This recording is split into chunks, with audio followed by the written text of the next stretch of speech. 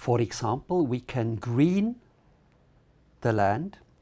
Agriculture could be having more biomass than at present. I just tell you, monocultures in North America, corn growing in vast areas, leaves the landscape rather empty of biological matter. There are no plants at the beginning of the cropping season, and then they grow, and finally you remove them again. There are ways of more permanent agriculture, where trees and crops are better mixed. And this is a chance for small-scale farming. The importance of small-scale farming was one of the main outcomes of the ISTAT report. We realized that 40% of the world population is in small-scale farming. These are 2,600 million people in small-scale farming.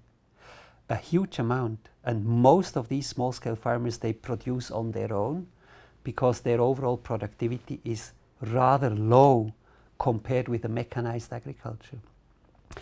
I'm not speaking against mechanized agriculture, because we have to acknowledge that through the Green Revolution, through mechanized agriculture, about half of the world population is fed today. So if we would say we don't need it anymore, we wouldn't have food for the towns.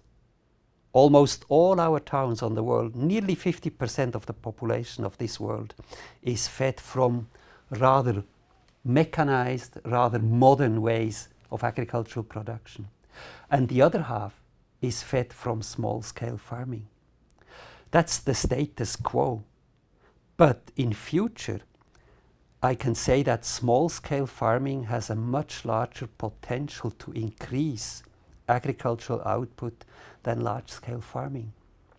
Because large-scale farming is almost at the limits of its production today, whereas small-scale farming could quite easily double its output, which means you can feed many more people from small-scale agriculture.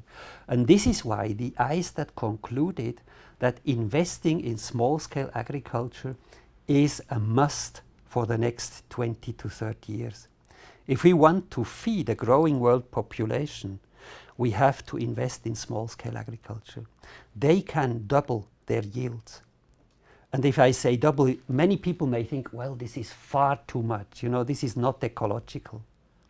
This cannot be sustainable.